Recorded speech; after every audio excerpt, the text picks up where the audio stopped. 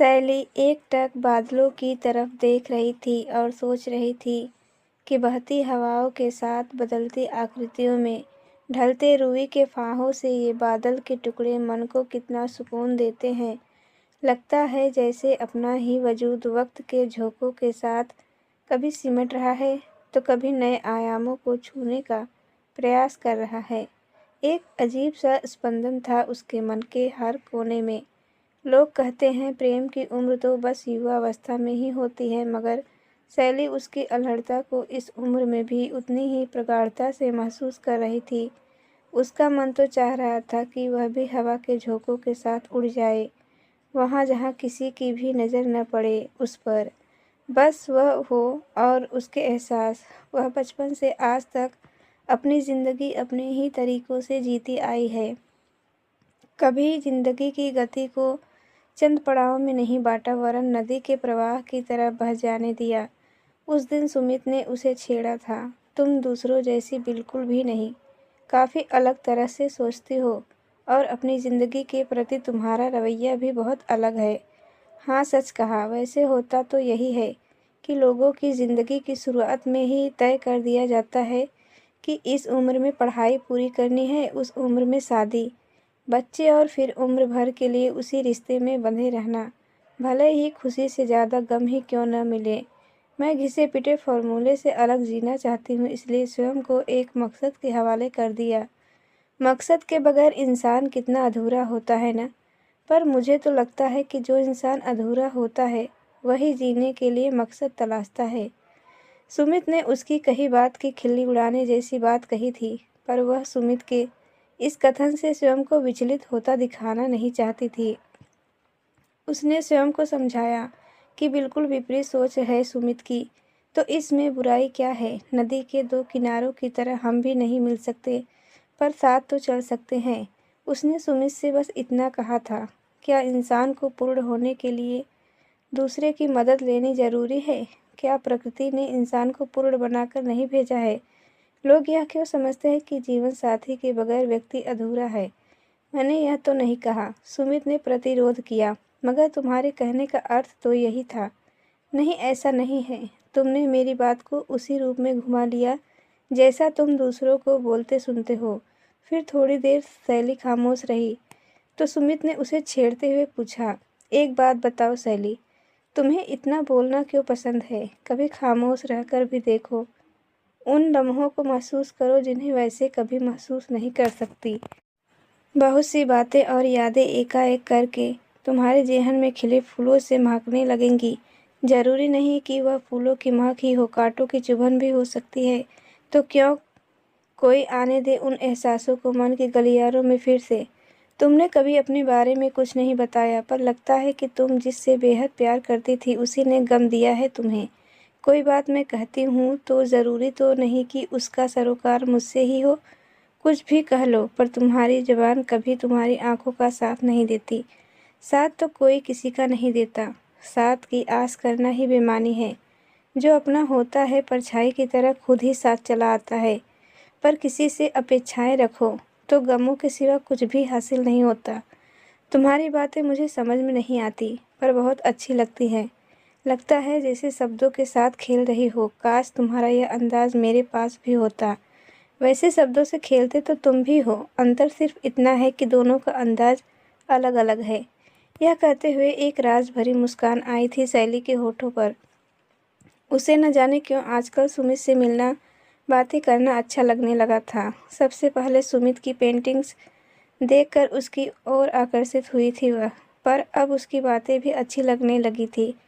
किसी को पसंद करना ऐसा एहसास है जिसे लाख छिपाना चाहो तो भी दूसरों को खबर लग ही जाती है। कल की ही तो बात है, वह बरामदे में बैठी सुमित की बातें सोच रही थी कि बेटी नेहा का स्वर गूंजा, मम्मा अकेली बैठकर मुस्कुरा क्यों रही हो? वह कोई जवाब नहीं दे सकी, तुरंत खड़ी हो गई जैसे चोरी पकड़ी गई हो। फिर खुद को संभाल कर प्यार से बेटी के कंधों पर हाथ रखते हुए बोली, कुछ नहीं, सोच रही हूँ कि आज खाने में क्या बनाऊँ, और किचन की तरफ चल दी। कितना अंतर था सुमित और उसके पति संकल्प में। कढ़ी बनाते समय सहसा ही पुराने जख्म हरे हो गए थे। उसके जेहन में संकल्प के कहे गए शब्द गूंजने लगे थे। शैली, तुम खाना अच्छा बनाती हो, पर जो भी हो, तुम्हारी बनाई कढ़ी में वह स्वाद नहीं जो अम्मा की बनाई कढ़ी में आता है। अपने पति का यह रिमार्क उसे अंदर तक बेध गया, क्योंकि सामने बैठी सास ने बड़े ही व्यंग से मुस्कुरा कर उसे देखा था।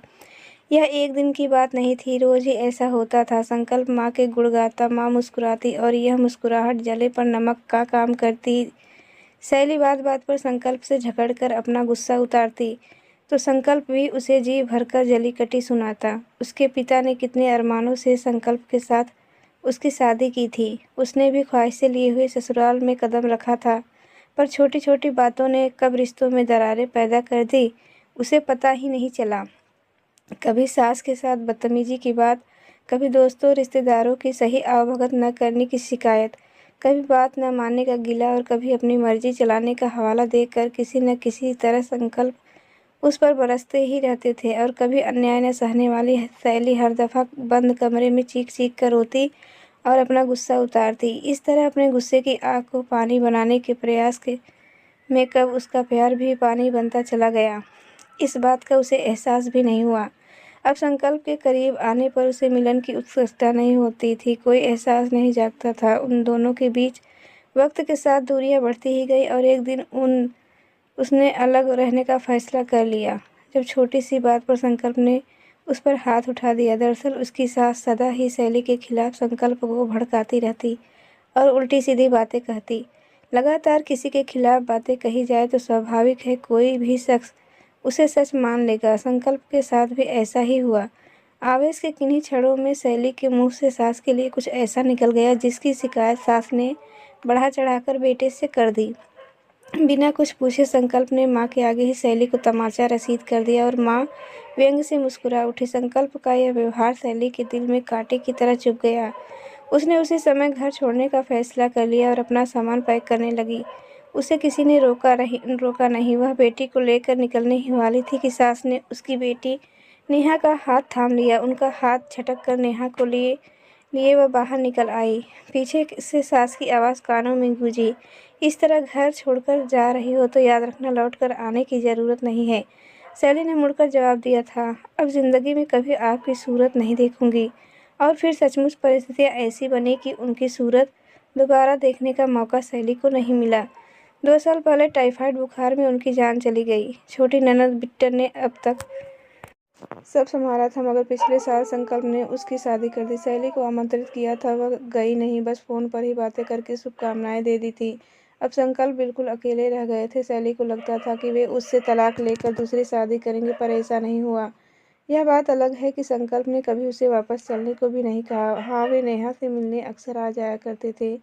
शैली ने स्वयं को एक संस्था से जोड़ लिया तो उसे जीने की वजह मिल गई और वहीं पर मिला सुमित, जिससे मिलकर शैली को ऐसा लगा था जैसे जिंदगी ने उसे दोबारा मौका दिया है। अब वह 40वां बसंत पार कर चुकी थी और बेटी भी 14वें साल में प्रवेश कर चुकी थी। धीरे धीरे वह सुमित के करीब होती जा रही थी। शुरुआत में उसने चाहा था कि स्वयं को रोक ले, पर ऐसा न कर सकी और सुमित के मोह पास में बनती चली गई। अब सुमित कभी कभी शैली के घर भी आने लगा था। वह उसकी बेटी नेहा के लिए हमेशा कुछ न कुछ गिफ्ट लेकर आता, कभी नई ड्रेस तो कभी कुछ और। शैली को खुशी होती कि वह बेटी को भी अपनाने को तैयार है, मगर एक दिन बेटी से बात करने के बाद वह अपने ही फैसले पर पुनः सोचने को मजबूर हो गई। उस दिन वह जल्दी आ गई थी, बेटी के साथ इधर उधर की बातें कर रही थी। तभी वह बोली, मम्मा एक बात कहूँ? हाँ बेटा बोलो ना। मम्मा, आपको सुमित अंकल बहुत अच्छे लगते हैं ना? थोड़ा सकचा गई थी वह, फिर बोली, हाँ बेटा, पर वो तुम्हें भी तो अच्छे लगते हैं ना? मम्मा ने मानती हूँ कि वे अच्छे हैं और हमारा ख्याल भी रखते हैं, पर क्या नेहा? पर मम्मा, पता नहीं क्यों उनका स्पर्श वैसा नहीं लगता जैसा पापा का है। पापा करीब आते हैं तो लगता है जैसे मैं सुरक्षा के घेरे में हूँ, मगर अंकल बहुत अजीब तरह से देखते हैं, बिल्कुल भी अच्छा नहीं लगता मुझे। दिल की बात कह दी थी नेहा ने। शैली हाथ पर